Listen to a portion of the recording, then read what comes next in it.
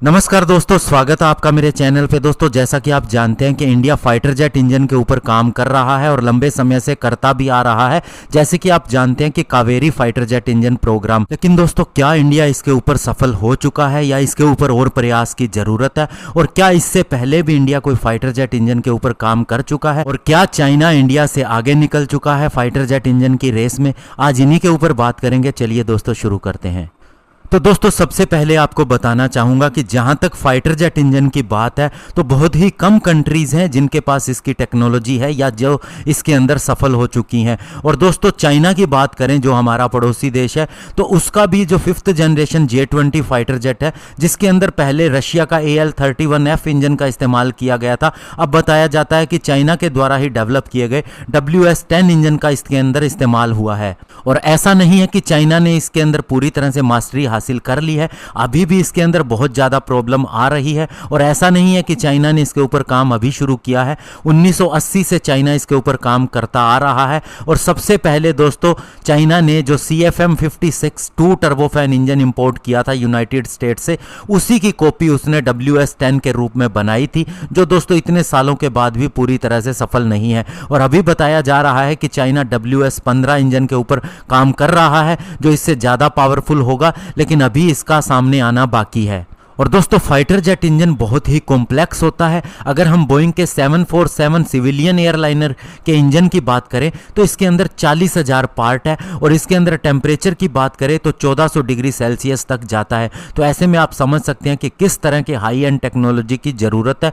और केवल कुछ ही कंट्रीज़ हैं जो इसके अंदर सफल हो पाई है, जैसे कि दोस्तों United state, Russia, United kingdom, France और इसके अलावा चाइना का भी अभी नाम आने लगा है, लेकिन वह पूरी तरह से इसके अंदर सफल नहीं हुआ। हालांकि जापान और जर्मनी भी कुछ ऐसी कंट्रीज़ हैं जो इसकी टेक्नोलॉजी के ऊपर काम कर रही है। कुछ एक चीज़ों के अंदर इसने मास्टरी हासिल की है, लेकिन पूरी तरह से वे भी सफल नहीं हुए हैं।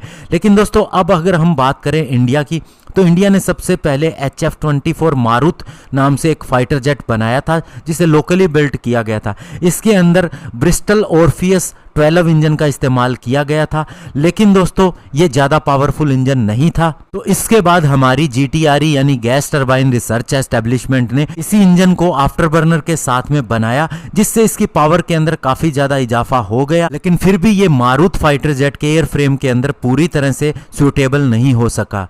और उसके बाद में दोस्तों 1982 से ही GTRE हमारे लोकल इंजन GTX 37 के ऊपर काम करती आ रही है, जिसे माना गया था कि LCA तेजस के अंदर भी इस्तेमाल किया जाएगा।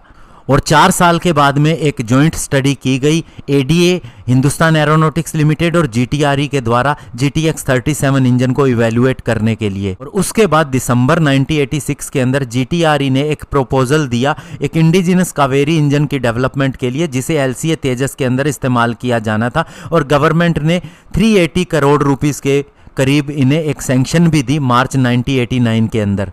और उसके बाद GTRE ने ऐसे 9 प्रोटोटाइप कावेरी इंजन के तैयार किए, जिनमें से 4 के अंदर कोर इंजन भी शामिल था। और इसके 3217 घंटे की इंजन टेस्टिंग भी की गई रशिया के अंदर, लेकिन ये हमारे पैरामीटर के ऊपर खरे नहीं उतर पाए। और इसके अंदर दोस्तों जो थ्रस्ट पाया गया वो 70.4 किलो न्यूटन था, जबकि नॉर्मली हमें 81 किलो न्यूटन का थ्रस्ट कम से कम चाहिए था।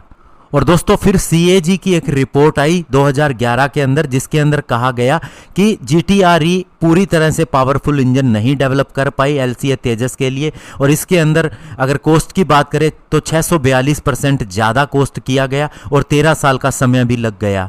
तो दोस्तों, ये कहानी थी हमारे इंजन की। लेकिन अब इसके अंदर क्या ऑप्शन है तो आपको बताना चाहूँगा। आप जानते भी हैं कि एक फ्रांस के साथ सैफरन के साथ में जाने का ऑप्शन है, जिसके लिए जॉइंट स्टडी भी हो चुकी है और उन्होंने $1 बिलियन की डिमांड भी की थी। लेकिन आपको बता दें कि जो राफेल फाइटर जेट की डील हुई थी उसमें जो ऑफसेट क्लोज था वो इससे ज़्यादा का था, यानी $3 बिलियन के करीब था। लेकिन उसके तहत अभी तक इंडिया के अंदर इन्वेस्टमेंट नहीं हो सकी। और साथ ही रोल्स रॉयस जो ब्रिटिश कंपनी है, उसके साथ में भी जॉइंटली जाने का विचार है, लेकिन अभी इसके ऊपर भी कहीं भी आगे प्लान नहीं बढ़ा है।